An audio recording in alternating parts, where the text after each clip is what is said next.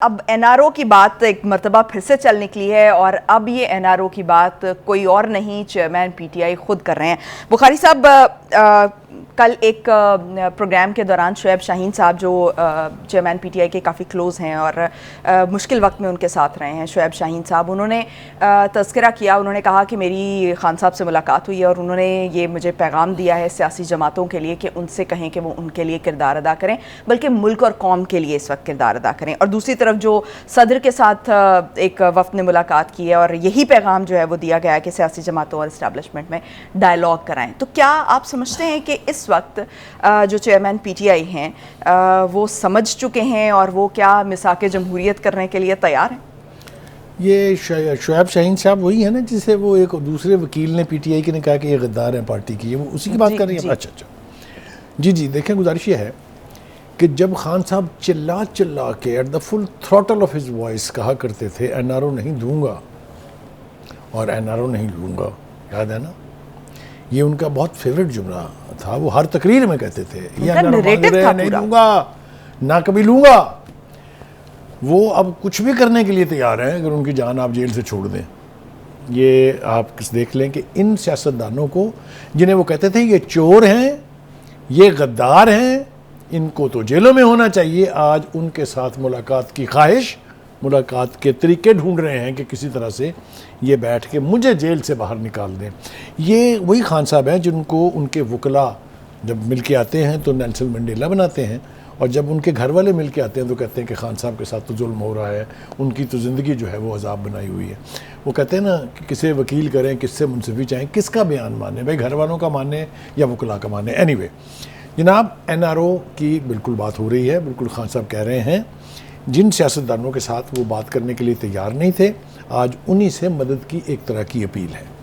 देखिए, ये जो डेलीगेशन मिला है सदर मुमलिकत से और जो वो मैसेज लेके गए हैं वो यही है कि सियासी जमातों को कायल करें कि वो बैठ के मिसाके जमहूरियत कर लें हमारे साथ, जिसके नतीजे में मेरी जान जेल से छुट जाए। और ये एक डेलीगेशन जो मिला है सदर साहब से, जिसकी तरफ आपने इशारा किया है, उसकी भी हालत जो है वो बड़ी अजीब व गरीब है। देखिए साहब, जो सदर साहब है उनको गालिबन पिछले 2-3 झटकों से अपनी हैसियत का तो अंदाज़ा हो गया। उन्होंने इलेक्शन की तारीख दी, उस पर इलेक्शन नहीं हुए।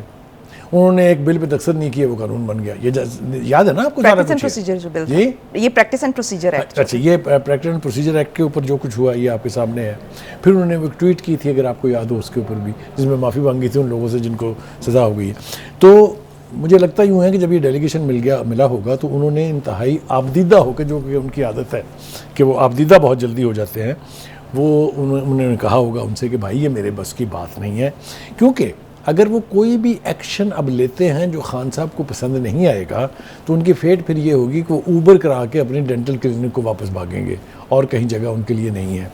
तो हैविंग सेड दैट, मैं इस वक्त, वो कहते हैं ना कि जब कोई शख्स मुश्किल में हो, हालात उसके लिए साजगार न हो, तो उस वक्त उसके ऊपर तीर अंदाज़ी नहीं करनी चाहिए। मैं कायल हूँ इसका। हम भी बदले नहीं ले रहे हैं। हमें पीटीआई के सोशल हैंडलर्स के थ्रू, यूट्यूबर्स के थ्रू क्या क्या कहलवाया गया है, किस किस किस्म की दुश्मनाम तराजी हमारी शक्लों से लेके और हमारे ख़ानदानों तक की गई है। वो कभी ये PMLN का पर्ची माफिया है, कभी ये लिफाफी हैं, सब कुछ हमने सुना। इस वक्त दिल नहीं चाह रहा कि बदले के तौर के ऊपर इसी किस्म की ज़बान इस्तेमाल की जाए। लेकिन हैविंग सेड दैट, देखिए शफकत महमूद साहब जो हैं वो भी मिले हैं सोलंकी साहब से, जिस पर निगरान वज़ीर इत्तलाआत है। ये कहाँ से निकल आए हैं अचानक? ये तो 25 मई को नहीं निकले थे, क्योंकि इनके पेट में दर्द हो गया था। तो पेट का दर्द अचानक ठीक कैसे हो गया? उनको तो अपनी पार्टी में अब पजीराई नहीं है, तो उनकी कोई बात दूसरा क्यों सुनेगा? ठीक है जी। तो बुखारी साहब, क्या जो सियासी जमातें हैं जिनसे अपना किरदार अदा करने के लिए इस वक्त खान साहब डिमांड कर रहे हैं, क्या सियासी जमातें उन पर एतबार कर पाएंगी? क्या गारंटी देंगे ये कि अब निकल कर वो उनको चोर डाकू या इस तरह की एनआरओ लेने का इल्जाम नहीं लगाएंगे, या कोई और इस किस्म का कोई भी सियासी जमात उनका एतबार करने के लिए तैयार नहीं है, इसलिए कि उन्होंने अपने दौरे इक़्तिदार में, उन्होंने 16 महीने की उसके दौरान जो लफ्ज़, जो बयान जारी किए हुए हैं, उनसे उनके लिए तो शायद वापसी मुमकिन हो, इसलिए कि वो इस वक्त तकलीफ़ में हैं।